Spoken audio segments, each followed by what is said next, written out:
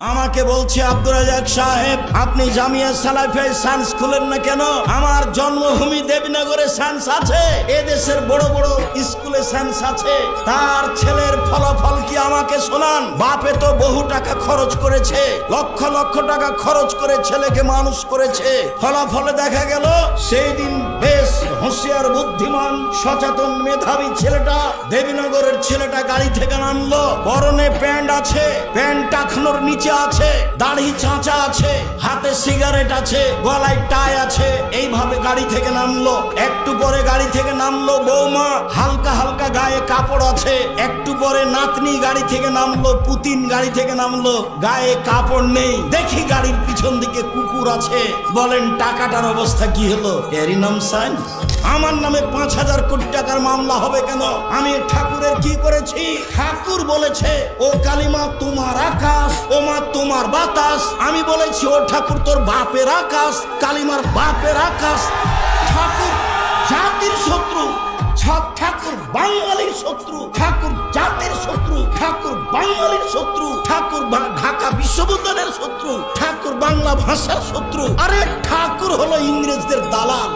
যেদিন আমি মুসলিম ইংরেজদের নির্যাতনে জেলে আছি, সেই দিন ঠাকুর লন্ডনে থাকে। এর নাম ঠাকুর। ঠাকুর সবচেয়ে বড় বদ মানুষ এই বাংলার ইতিহাসে, ভারতের পাতায় সবচেয়ে বদ মানুষ এই ঠাকুর। যতবার বলেছে ও মা তোমার আকাশ, ও মা তোমার বাতাস, ততবার ঠাকুর বলেছে ও কালিমা তোমার আকাশ, ও কালিমা তোমার বাতাস। আমি আব্দুর রাজ্জাক বিন ইউসুফ, আমার ছেলে মেয়ে এই গান পড়তে পারে না, অসম্ভব। আপনার মতো পুরুষের সন্তান পড়তে পারে, আপনাকে আমি শিক্ষিত মনে করি না। আমি যে অশিক্ষিত, আপনি এই কথা আমি আজ থেকে না 30 বছর আগে বলেছি। আপনাকে, আপনার ছেলেকে, আপনার মেয়েকে, আপনার বাপকে, আপনার জাতিকে, আপনার বংশকে যদি আমি অশিক্ষিত প্রমাণ করতে না পারি, জাতির সামনে বক্তব্য দেব না। আরে বেগম রোকেয়া শিক্ষিতা মহিলা হলো কিভাবে? অবাক কথা। কিসের বস্তা এগুলি? লাথি মেরে মেরে দেখছে কি ব্যাপার, কিসের বস্তা এগুলি? বেগম রোকেয়া নিন্দা করছে আপনাকে। বেগম রোকেয়া শিক্ষিতা মহিলা হলো কিভাবে? আপনি তার বইটা পড়ে দেখেন, থুথু দিতে হবে। আমার মনে বড় সাধ, আমি এই দেশের মাটিতে উন্নত মানের প্রতিষ্ঠান গড়বই ইনশাআল্লাহ, যেখানে ছেলে মেয়ে বাংলা, ইংরেজি, আরবি উন্নত মানের শিক্ষা অর্জন করে জাতির অন্যায়ের বিরুদ্ধে লড়বে। মুখে কলমে মিডিয়ায় লড়বে ইনশাআল্লাহ। এই সুবাদে দিন কাটাচ্ছি। জামিয়া সালাফিয়া ডাঙ্গিপাড়া পাওয়া রাজশাহী প্রায় 40 বিঘা জমির উপরে অবস্থান করে। জামিয়া সালাফিয়া তানোর রাজশাহী, এইটা প্রায় 60 থেকে 70 বিঘা জমির উপরে নির্মাণ হতে যাচ্ছে। জামিয়া সালাফিয়া রূপগঞ্জ, নারায়ণগঞ্জ, ঢাকা প্রায় 100 বিঘা জমির উপরে অবস্থান করে। জামিয়া সালাফিয়া দিনাজপুর তেঘরা, এটা প্রায় 20 বিঘা জমির উপরে অবস্থান করে। জামিয়া সালাফিয়া চট্টগ্রাম রেডি আছে, চলমান হয়নি। জামিয়া সালাফিয়া বরিশাল চলমান আছে। জামিয়া সালাফিয়ার জন্য কুষ্টিয়ায় জমি কিনা আছে। জামিয়া সালাফিয়ার জন্য যশোরে জমি আছে। জামিয়া সালাফিয়ার জন্য ফেনীতে জমি আছে। জামিয়া সালাফিয়ার জন্য বগুড়ায় জমি আছে। জামিয়া সালাফিয়ার জন্য ময়মনসিংহ জেলায় জমি আছে। জামিয়া সালাফিয়ার জন্য কুমিল্লায় জমি প্রস্তুত আছে। সারা দেশ জুড়ে বড় বড় জেলায় জামিয়া সালাফিয়া গড়ব ইনশাআল্লাহ। সারা দেশ জুড়ে মক্তব পরিচালনা করব ইনশাআল্লাহ, যেখানে ছেলে মেয়ে আকীদা সংশোধন করবে এবং নিজেকে মুক্তি করবে গোলামি থেকে। লন্ডন আমেরিকায় যাই, যেতেই মিথ্যা কথা বলা লাগে, ওই দেশে গিয়ে সুদ নিয়ে জীবিকা নির্বাহ করা লাগে, মিথ্যা করে একটা মেয়েকে বিবাহ করা লাগে, তাহলে 2 জন লোকের ভাতা পাওয়া যায় এমনিতে। বউ সাজে যেই সেও টাকা পায়, বউ সাজায় যে সেও টাকা পায়। ভিত্তি হচ্ছে সুদের উপরে, চলাফেরা হচ্ছে মিথ্যার উপরে। বিদেশে গিয়ে দিন ধর্ম বিক্রি করে, স্বাধীনতা বিক্রি করে মুসলিম দিন কাটায়। পদ্মা সেতু তৈরি করে বিদেশের লোক, বাংলাদেশের লোক তারা লেবার হিসাবে কাজ করে। আমাকে বলছে আব্দুর রাজ্জাক সাহেব, আপনি জামিয়া সালাফিয়ায় সায়েন্স খুলেন না কেন? আমার জন্মভূমি দেবীনগরে সায়েন্স আছে, এদেশের বড় বড় স্কুলে সায়েন্স আছে। তার ছেলের ফলাফল কি আমাকে শোনান। বাপে তো বহু টাকা খরচ করেছে, লক্ষ লক্ষ টাকা খরচ করে ছেলেকে মানুষ করেছে। ফলাফলে দেখা গেল সেই দিন বেশ হুঁশিয়ার বুদ্ধিমান সচেতন মেধাবী ছেলেটা, দেবীনগরের ছেলেটা গাড়ি থেকে নামলো। পরনে প্যান্ট আছে, প্যান্ট টাকনোর নিচে আছে, দাড়ি চাঁচা আছে, হাতে সিগারেট আছে, গলায় টাই আছে। এইভাবে গাড়ি থেকে নামলো। একটু পরে গাড়ি থেকে নামলো বৌমা, হালকা হালকা গায়ে কাপড় আছে। একটু পরে নাতনি গাড়ি থেকে নামলো, পুতিন গাড়ি থেকে নামলো, গায়ে কাপড় নেই। দেখি গাড়ির পিছন দিকে কুকুর আছে। বলেন টাকাটার অবস্থা কি হলো? এরই নাম সায়েন্স। এবার আপনি দেখতে পারেন, বাড়ি যান ঢাকায়, ঢাকায় আপনার ওই পিজি হাসপাতালে ছেলে প্রতি মাসে 3 লক্ষ টাকা মাসে বেতনে চাকরি করে। প্রিসক্রিপশন ওই কোম্পানি লিখেছে যে কোম্পানি তাকে টাকা দেয়। ও জানে এর চেয়ে ওষুধ ভালো আছে। ও তো শয়তান, ও একটা আস্ত শয়তান, ও একটা প্রতারক। আপনারা বাপ মা প্রতারক। আপনি আপনার ছেলে মেয়ে কবর দিয়েছেন। এই জাতীয় শিক্ষিত, এই ব্যক্তিও শিক্ষিত, এই ছেলে মেয়ের কি উপকার করতে পারে? আমার নামে 5,000 কোটি টাকার মামলা হবে কেন? আমি ঠাকুরের কি করেছি?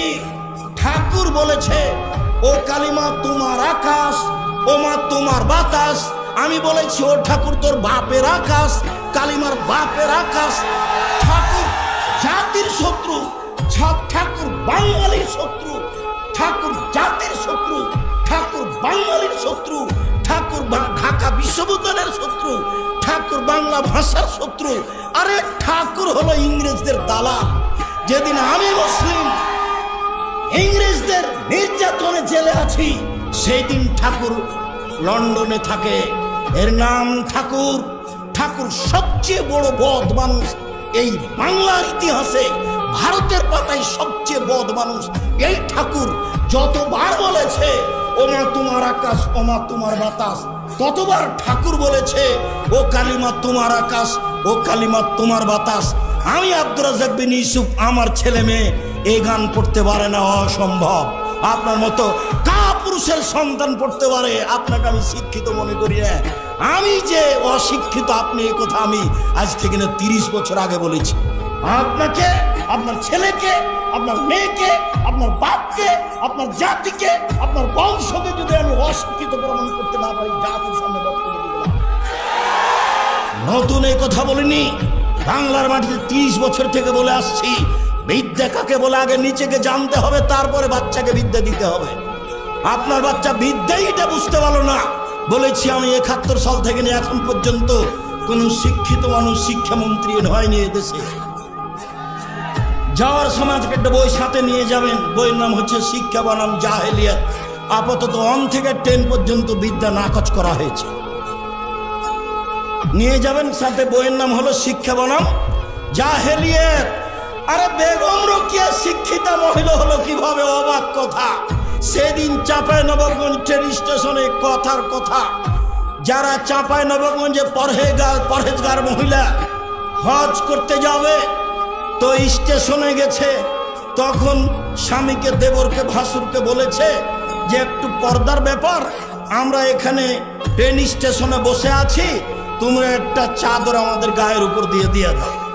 এবার ট্রেন স্টেশন মাস্টার পাশ দিয়ে হাঁটছে প্ল্যাটফর্মে, আর বলছে কি ব্যাপার, কিসের বস্তা এগুলি?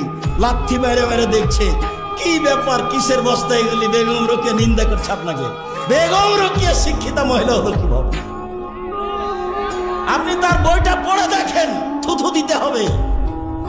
আমি বললাম ও কাজী সাহেব, আপনার যে খাতার বিভার স্টেশনের জন্য আছে, ওইটাকে আমি টয়লেট পেপার হিসাবে ব্যবহার করা পছন্দ করি না। কেন? ওতে 4 জনের সাক্ষী আছে। 4 জনের সাক্ষী জেনা প্রমাণ করা লাগে। জেনা প্রমাণ করতে কয়জন সাক্ষী লাগে? 4 জন। তো বিবাহতে তো আল্লাহর নবী 2 জনের কথা বলেছেন, তো এটা কি জেনা প্রমাণ করছেন না বিবাহ? তো বলেন তো আপনার খাতা খান কেমনে চলতে পারে? কিভাবে চলতে পারে? মানে আব্দুল্লাহ যেটা বলল সব কিছুই মিথ্যার উপরে চলছে, সব কিছু। যেটা আমি বলেছি আমার দেবনগর জন্মভূমি গ্রাম হিসাবে, যে দেখো ডুলি বিবি প্রথা এমন ভাবে ভুলে যেতে হবে, ডুলি বিবি শব্দটার মুখের উপরে পেশাব করে দিতে হবে। আজ থেকে নিয়ে 20 বছর পরে কোনো ছেলে কোনো মেয়ে যদি বলে ডুলি বিবি, তাহলে আরো 5 জন যেন বলে ডুলি বিবি কি গো, ডুলি বিবি কি, তার মানে কি, এটা যেন বলে। এমন ভাবে ভুলে যেতে হবে। মারিয়াম জন বলছে নাসিয়া মানসিয়া, আমি জাতির অন্তর থেকে মুছে যেতে চাই। আহারে ছি ছি ছি, আমি মারিয়াম, আমার বিবাহ হয়নি, আমার স্বামী নেই, আমি জেনাও করিনি। আমি ঈশাকে জাতির সামনে কি দিয়ে বুঝাবো? আমি ঈশাকে জাতির সামনে কি দিয়ে বুঝাবো? আমি যখন ঈশাকে নিয়ে গ্রামে গেলাম, গ্রামের লোক ঠিকই বললো ছি ছি ছি ছি ছি, তোমার মা কত ভালো মানুষ, জেনা করেনি। আরে তোমার বাপ কত ভালো মানুষ, কোনোদিন জেনায় লিপ্ত হয়নি। আর তুমি তার মেয়ে জেনা করেছ, অবৈধ সন্তান কাঁধে করে গ্রামে নিয়ে এসেছ। আগে এই বাক্য বলেছিলেন মারিয়াম, আল্লাহ কুনতু নাসিয়া মানসিয়া, আমি এমন হতে চাই, মানুষের অন্তর থেকে মুছে যেতে চাই, মানুষ যেন কেউ না জেনে মারিয়ামকে। ডুলি বিবি তেমন শব্দ ভুলে যেতে হবে। যদিও আমি বলেছি চাঁপাইনবাবগঞ্জ জেলার বিবাহের শুরু থেকে শেষ পর্যন্ত একটা কাজও জায়েজ নয়, আমার জানা অনুপাতে একটা কাজও জায়েজ নয়।